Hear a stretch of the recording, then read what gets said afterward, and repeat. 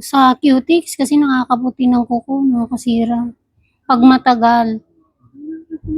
Tignan nyo pag namumuti yung kuko nyo. Masakit pa po to, sir. Ano, pag nadidiinan, no? Lalo ako pinitisin din po. Meron na po yan, ma'am.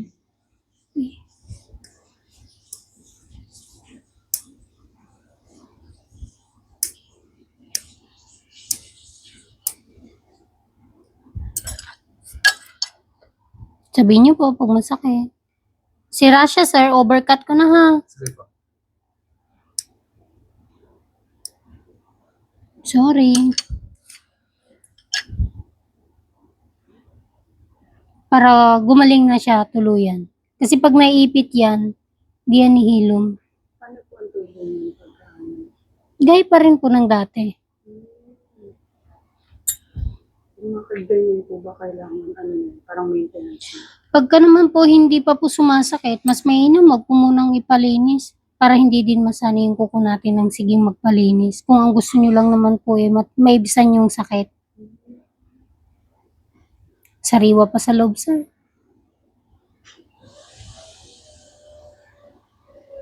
Sorry.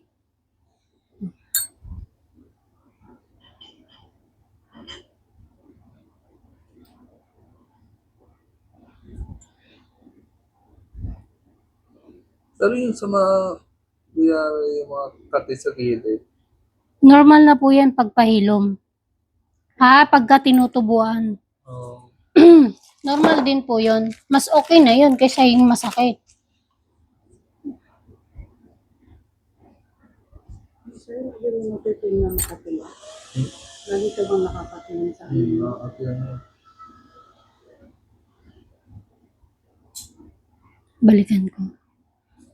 Ihilom na yun, natanggal na yung ingron eh. Then ito din, sir, overcut ko. sige po.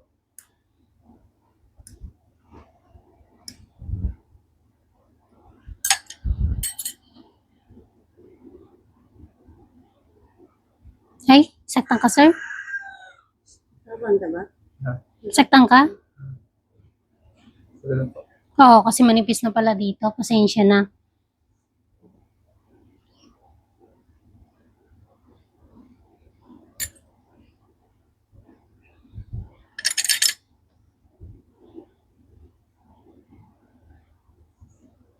Ba't manipis dito?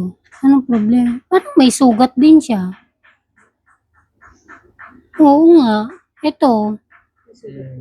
Yan. Ito yung nagalaw ko. Kaya nakaramdam ka ng pain. Bakit?